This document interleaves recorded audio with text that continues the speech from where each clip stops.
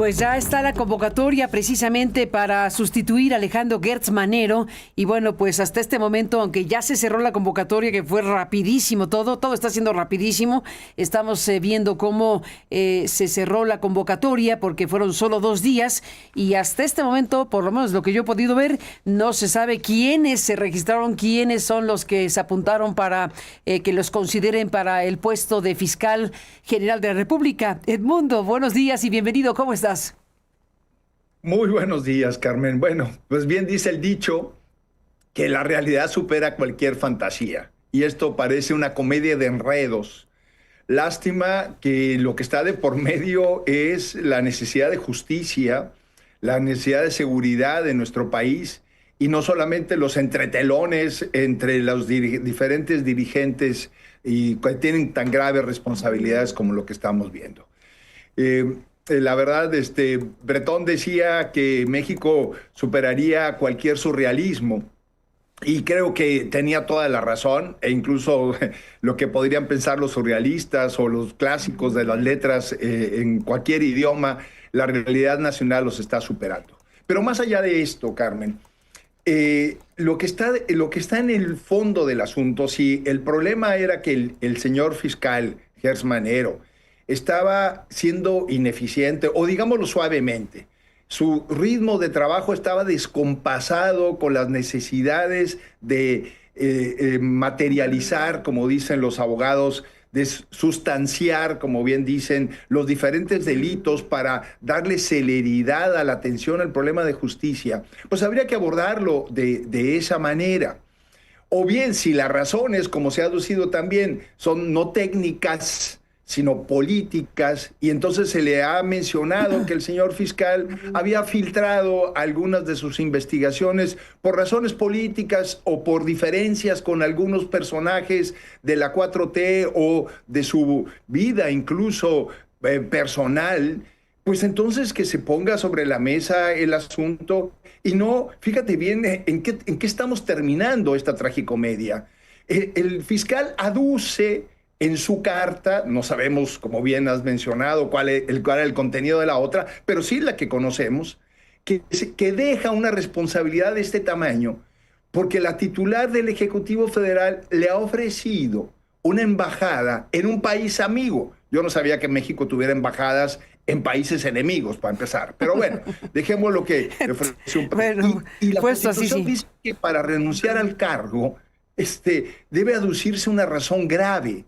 ¿Es grave la razón o es mayor la responsabilidad que una persona puede tener representando a México en otro país, por más que esa representación sea muy importante, que atender el problema de contribuir a la impartición de justicia, a la administración de justicia en un país tan dolido al respecto como el nuestro? Yo no veo ningún parangón entre una cosa y otra cosa. Por lo menos, vamos, cuidemos las formas. Cualquier otro argumento hubiera sido más fuerte. Esto rememora no al viejo pasado priista, al reciente, en donde gobernadores de oposición han dejado su cargo para irse a alguna embajada en lo que no solamente parece, sino es la evidencia de una clara negociación política para poder entonces tener el cobijo del nuevo gobierno. El señor Gertz Manero está haciendo una negociación de esa naturaleza y dejando una responsabilidad, insisto, tan grave porque se va a ser embajador de un país amigo. La verdad, yo creo que no juguemos con estas cosas. Y además, Carmen, permíteme nomás el contexto. La Fiscalía General de la República recibe ese nombre en 2014. Antes, recordemos, era la Procuraduría General de la República. Antes del 2014, el procurador era miembro del gabinete presidencial y era una propuesta que hacía el presidente de la República en turno para ser ratificada en el Senado de la República por mayoría simple. Entonces, pero era parte del gabinete de la República, es decir, el que es responsable, que ese es el procurador, el fiscal ahora, de hacerla de ministerio público para hacer las investigaciones correspondientes y después de estas, pues, generar algún expediente para que un juez analice con los elementos que le da la Procuraduría, si corresponde no un delito, esa es la tarea grave que tiene un fiscal, pues en ese momento, antes del 14, el responsable de estas tareas era parte del gabinete presidencial. La reforma del 14, y creo que no es un dato menor, coincide incluso con la reforma muy importante electoral que en ese año se da, en donde el Instituto Federal Electoral deja de ser tal y se convierte en Instituto Nacional Electoral. Pasamos del IFE al INE. Prácticamente en el mismo momento, aunque con cuerdas paralelas, digamos así, se está discutiendo la reforma electoral y se está discutiendo esta reforma para perfeccionar o seguir perfeccionando en las tareas de procuración de justicia en el país. Es de alguna manera una discusión que en aquel momento está avanzando sobre lo que yo llamaría la ola democratizadora en el país, la construcción de instituciones democráticas buscando el equilibrio de poderes. Veníamos, insisto, de fortalecer al IFE, se venían creando instituciones autónomas, se había creado el Banco de México, etcétera. Una historia en un periodo muy corto, pero muy intenso, en donde yo no puedo separar esa discusión justo de la discusión que lleva al cambio de la Procuraduría a la Fiscalía. Y lo que se busca es justamente darle autonomía e independencia al fiscal nacional, al Ministerio Público Federal, del Ejecutivo, para evitar que sus investigaciones, que es su principal responsabilidad para sustanciar eventuales delitos, no estuvieran con un sesgo político. Porque si forma parte del gabinete, ni modo que en el caso de que alguno de sus colegas del gabinete infringiera la ley, el fiscal estuviera presionado de hacer una investigación sesgada en función de que está juzgando a uno de sus colegas del gabinete, para irnos al extremo, pero podríamos poner muchos otros ejemplos. Entonces, lo que se buscó en aquella reforma del 14 es continuar con la reforma de Ernesto Zedillo del 94 para darle más autonomía e independencia al Poder Judicial y sobre todo a esta parte tan importante en donde la impartición de justicia, la administración de justicia, inicia justamente con un fiscal que tenga toda la fortaleza, toda la autonomía, toda la independencia, para que entonces pueda sustanciar los casos y los jueces tengan elementos para impartir justicia en función de las normas. Esa era la cuestión y se estaba discutiendo, insisto, en paralelo, cómo ir avanzando en la institucionalización del país, de alejarla de la concentración del poder y los caprichos del poder concentrado en el Ejecutivo, y esto traía como consecuencias el IFE, el INE, el Banco de México, el INAI, el IFT y sin duda lo que hoy es la Fiscalía General de la República. No se avanzó todo lo que se quería, pero sí se pusieron una serie de candados, entre otros que fuera el Senado el que le propusiera al Ejecutivo una lista de 10 personas para que de ahí él eligiera 3 y finalmente regresaba al Senado para que el Senado eligiera a uno de esa terna. Cosa que va a suceder ahora. Pero en el enredo en el que estamos, fíjate, el Senado sacó una convocatoria de 2 días en este periodo para que entonces, en una lista seguramente preconstruida, como está preconstruida la tarea de la señora Ernestina Godoy, la presidenta de la República muy probablemente ratifique a la señora Ernestina Godoy, que ahorita está encargada del despacho, como su fiscal. Y en la entrevista, perdón, no en la entrevista, en el tramo de la conferencia mañanera que acabas tú de pasar hace unos momentos, a razón de preguntas de la reportera de la revista Proceso, pues la misma presidenta de la República de alguna manera confiesa todo este enredo, porque dice, lo que importa son los resultados y la coordinación entre las diferentes esferas de impartición de justicia. Es decir, estamos frente a la evidencia más clara de que volvemos a la Procuraduría General de la República. Y la misma presidenta lo está confesando en estos momentos. Es decir, está viendo al responsable de la Fiscalía como parte de su propio gabinete. Es cierto, démosle la razón. En una cosa tan grave como esta hay que tener coordinación, eficiencia y resultados. Pero también hagamos respetar las diferentes instancias, y empezando por ella misma. Y no en este enredo que nos lleva justo a que si el señor Hertz quería o no quería renunciar. Fíjense, no estamos, Carmen, frente a la grave responsabilidad que la función pública implica en temas de esta naturaleza y otros temas, porque esto se ve también, permea al estilo de gobierno de la 4T desde López Obrador a la fecha, y que lo dijo con todas sus letras López Obrador. Lo que importa aquí son las lealtades y no los resultados o el respeto a las propias instituciones.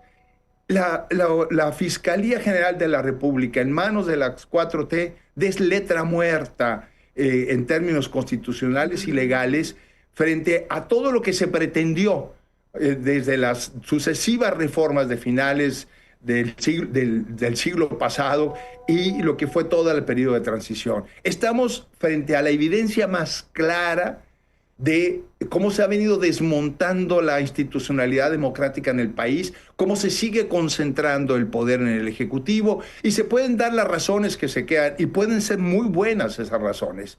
Pero caray, también es cierto que a nombre de las buenas razones, a lo largo de la historia de nuestro país y a lo largo de la historia de la humanidad, se cometen abusos y faltas de respeto a las propias reglas que nos hemos dado a lo largo de los años, aunque parezca esto una frase cuasi muerta o un lugar común. Pero yo creo que hay que traerlo a colación. También las formas importan, porque si no hacemos respetar estas, a nombre de los resultados, se puede cometer cualquier cantidad de arbitrariedades. Insisto, Carmen, si el problema era un problema de ineficiencia del titular de la Fiscalía, atiéndase como tal, analícese como tal, o bien, entonces que aduzca el fiscal para presentar una renuncia a esas razones y no que se va a una embajada, o el Senado aplique, a lo mejor el contenido de la carta, no que el fiscal tuvo una falta menor de no presentar un informe, que a lo mejor no puede ser tan menor, sino que no estaba a la altura o estaba descompasado en sus resultados, en su tramo de control, frente al ejercicio de otras instancias para atender el problema de seguridad. Pero no vayamos a estos enredos que lo que hacen es distorsionar y después generar un antecedente para que a nombre de la eficiencia y los resultados, la Constitución, las leyes, las reglas, el equilibrio de poderes, el respeto a la institucionalidad y a la propia sociedad, porque esta es una falta de respeto a la sociedad que fue construyendo de manera muy compleja, difícil, una transición hacia un país no de caprichos, sino un país de reglas e instituciones de aplicación de carácter general. En fin, Carmen, permíteme, ni modo, hablar de que estamos frente, ahora sí como dirían los clásicos, a una comedia de enredos, y que cada vez que se asoma más uno a ellos y cuando los funcionarios en turno quieren dar explicaciones, enredan más o hacen más evidente el enredo tragicómico.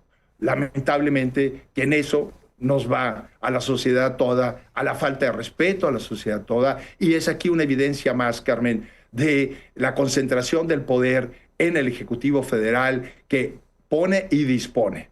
Y además voy a sumar otro tema adicional que tú también lo mencionabas minutos antes en este espacio informativo.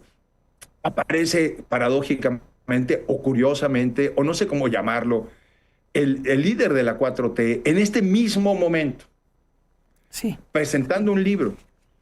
Eso deja ver que el respaldo o la presidenta de la República requiere ese respaldo ante este enredo político, a esta grave situación frente a todos los militantes de la 4T para cerrar filas en torno de la presidenta, porque ella no tiene todavía la conducción de lo que sucede en el país y requiere ese respaldo para tener frente a todos sus correligionarios y al país en su conjunto la evidencia clara de que no está sola y requiere ese respaldo de Andrés Manuel López Obrador. Es solamente una pregunta que en otro momento podría parecer irresponsable, una especulación más, pero que en esta comedia de enredos son preguntas que yo me hago y cualquier ciudadana y ciudadano se hace, porque dan lugar a eso. Cuando queríamos dejar justamente Esa vieja política de enredos, de señales de los priistas, a quién saludo, a quién no saludo, a quién respaldo, a quién no respaldo. Y queríamos construir una institucionalidad civilizada, con una cultura política distinta. Volvemos justamente a tener que recurrir a toda esta cantidad de simbolismos, de sincronías en tiempos, de un dicho, de un funcionario, de un líder, de un ex líder, que si está retirado, que si no está retirado, que si viene a la Ciudad de México, pero poquito, no mucho, pero aparece justamente en este momento para poder hacer frente a la gravedad de problemas que vive el país, a los bloqueos de carreteras, a las marchas de jóvenes, a las quejas de madres buscadoras, e incluso a la demanda de jueces y magistrados que se separaron después de la reforma del Poder Judicial y demandan justamente su liquidación, porque estaba en un transitorio de la reforma constitucional y no se les atiende, tienen que ir a parar calles y manifestarse afuera de los juzgados. Frente a esa realidad, si es atendida de esta manera, creo, Carmen, que estamos en problemas. Y lamento que esto se pretendan resolver de esta manera, como un enredo, insisto, de una tragicomedia de una pluma clásica. De una pluma clásica, pues estamos en esto y estamos también viendo, esta rapidez, evidentemente, que nos habla de una circunstancia de esta naturaleza que no es la deseable para efectos de sustituir a un fiscal, ni más ni menos. Tendría que haber un proceso amplio, robusto, realmente creíble, en términos de que no es la decisión de la presidencia de quitar al fiscal y poner a quien sigue, con la colaboración directa de un Congreso que tendría que darse a respetar en términos de una gestión de esta naturaleza, porque si va a ser así de rápido, y si en este momento ni tú ni yo sabemos quiénes se han apuntado, sabemos que Luis Pérez de Hacha, el abogado, que es un abogado muy distinguido en México, anunció en sus redes que él se postuló. Bueno, sabemos de uno porque lo anunció él mismo, pero ¿quiénes más lo hicieron? ¿Quiénes más acudieron de inmediato a este llamado para que se configure la lista oficial, no oficial, la lista legal de la cual saldrá la próxima o próximo fiscal general de la República? Es tan rápido el proceso que uno no puede más que sospechar que ya está el resultado por anticipado. Como en su momento se acusó, recordemos, cuando Gertz Manero surgió como fiscal, no fue aplaudido por las organizaciones que seguían de cerca este proceso, fue criticado seriamente. Y mira tú que hubo un proceso de varios días para que los interesados se postularan. Hubo un proceso legislativo que vamos a ver si ocurre o no, en donde los legisladores preguntaron, cuestionaron a los 3 finalistas para que quedara Gertz. Si no hacen por lo menos esto, imagínate, ya ni siquiera lo mínimo de lo mínimo para que esto sea medianamente creíble, pues estamos viendo si lo van a hacer o no, pero por lo que estamos observando, es probable que ya desde ahorita los legisladores sepan, pues que tendrán que hacer lo necesario para que salga de ahí la o el fiscal general de la República de una lista obtenida en 2 días y de la cual todavía no tenemos noticia. Así que todo esto requiere realmente una reflexión de la sociedad mexicana, porque para nombrar un fiscal se tiene que atender lo mínimo para que el proceso sea creíble y que la sociedad diga, medianamente se apuntaron estos, se evaluaron sus perfiles, se hizo un análisis de quién es quién y quién resultaba mejor para este cargo y salió esta terna. Y de esta terna surgirá él o la nueva fiscal, algo medianamente de ese tipo. ¿Crees que ocurra? Lamentablemente, Carmen, creo que no. Y espero equivocarme, pero yo creo que esto va a ser un procedimiento, ahora sí que ya una historia que tiene un final conocido y en un muy, muy corto tiempo, Carmen. Fíjate, vamos a recordar muy rápidamente qué pasó del 14. En el 14 se hace la reforma constitucional para cambiar de Procuraduría a Fiscalía, como ya lo refería. Pero no se materializa todo esto sino hasta diciembre del 18. O sea, pasan más de 4 años porque fue en febrero del 14 a diciembre del 18, para que entonces ya se proceda a nombrar un fiscal con estas nuevas características, una fiscalía autónoma, independiente, como estaba previsto en la reforma del 14. Y es hasta febrero del 19 cuando se nombra a Alejandro Gertz Manero al frente de la nueva fiscalía. Es el primer fiscal con una fiscalía con estas características. Y efectivamente lo recuerdas muy bien, allá en aquel momento fue muy criticado. Pero fíjate, estaba previsto que fuera el Senado, así está en la letra de la Constitución, que le propusiera al presidente de la República una lista de 10 nombres, votada por mayoría calificada.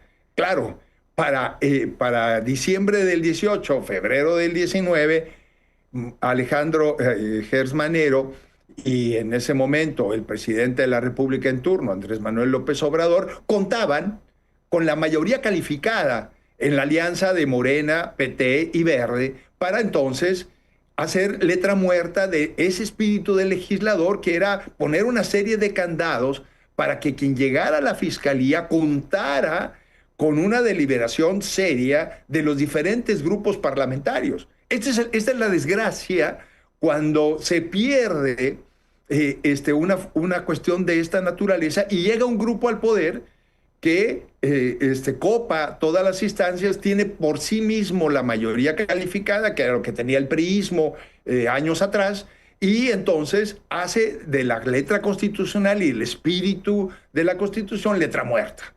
Estamos otra vez ahora frente a exactamente lo mismo. Por eso volvimos a la Procuraduría General de la República. Aquí está la evidencia de cómo más, cuando hay un desequilibrio de poderes, cuando esto se concentra y la pluralidad de la sociedad mexicana se borra, entonces lo que procede es que se vuelve esto un procedimiento burocrático. ¿Cómo es posible que frente a una responsabilidad de esta naturaleza, el Senado, que tiene la mayor responsabilidad, de 2 días para una convocatoria? ¿Quién puede acudir a una convocatoria de 2 días si no es alguien que está o bien con un antecedente ya muy claro para decir voy, o bien ya prepalomeado, permíteme utilizar aquel viejo concepto priista de palomeo de los candidatos, prepalomeado para entrar en una lista que ya el Senado simplemente va a turnar tal cual a quien hizo la lista y quien va a resolver no solamente la terna que remitirá al Senado, sino ya resolvió quién de esa terna será. Y es la señora Ernestina Godoy. O sea, porque ni siquiera las más elementales formas se respetan. El señor Gertz Manero, porque se va a una embajada de un país amigo, renuncia, permite decir, a quien ocupaba la fiscalía, una fiscalía especializada, para que entrara en su lugar la señora Ernestina Godoy, que por la norma es, ante la ausencia del fiscal, quien ocupa temporalmente ese cargo, en tanto el Senado y la Presidencia de la República desahogan el procedimiento para el nombramiento definitivo. Entonces, todo esto, pues, termina siendo, ahora sí que el Senado simplemente oficialía de partes para recibir la instrucción de que el señor titular se tiene que retirar del cargo y que quien ha designado a la Presidenta de la República en el menor tiempo posible llegue a ser la titular correspondiente. Y todo eso está al desnudo. O sea, no hay secretos. Y que, insisto, quisiera equivocarme, pero creo que lo que vamos a ver en los siguientes días, y ni siquiera semanas, en los siguientes días, es la confirmación de que la señora Godoy es la nueva titular de la Fiscalía. Y por lo mismo, aunque la Constitución diga otra cosa, miembro del gabinete de la Presidenta de la República, y ahora sí, bien coordinada con las otras instancias de seguridad en el país. Cuidado, pueden ser muy buenas las intenciones, Carmen, pero la forma en este caso sí puede anunciar para adelante muy malos presagios, porque entonces, a nombre de la coordinación y los resultados, se impone no solamente por encima de la Constitución, sino una forma de atender y ver los problemas del país sin ningún contrapeso. Ya no tenemos INAI que vigile, ya no tenemos IFT, el INE está debilitado, el Congreso cooptado, el Poder Judicial lo mismo. Entonces sí, perdón, hay que atender el problema de justicia en este país. Pero yo lo dijimos en su momento, Carmen, no con esa reforma, así no con la reforma eligiendo jueces, no con la reforma al Poder Judicial, eligiendo jueces, magistrados y ministros de la Corte. Había que atenderlo de otra manera. También lo dijimos, no se resuelve el problema solamente con mejores jueces y magistrados. Hay que atender el problema de investigación de los ministerios públicos. Sí, pero así no, Carmen, así no. Porque entonces cualquier acción del Ejecutivo en aras de un resultado admitiría cualquier tipo de intervención. Veamos el caso de El Salvador. El señor Bukele tenía un grave problema en El Salvador de seguridad, y lo dijimos también. Y fue acogido por la sociedad salvadoreña porque ofreció resolver el problema de seguridad y de alguna manera lo ha atendido. Pero ahora ya le gustó el poder, hizo una reforma política para perpetuarse en el poder. Esos son los riesgos. Veámonos en esos espejos.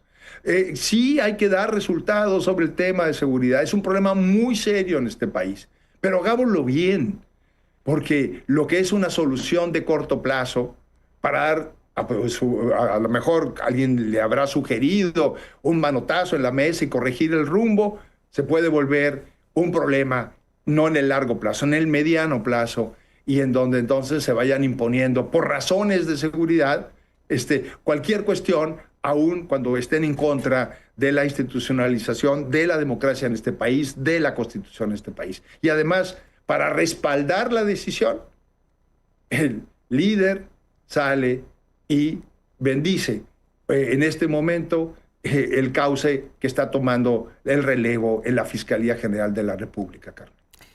Ni más ni menos. Pues, Edmundo Jacobo Molina, seguiremos cerca de todo esto. Por lo pronto, así están las cosas. Gracias por estar aquí. Muchas gracias a ti, Carmen. Muy buena semana. Buena semana.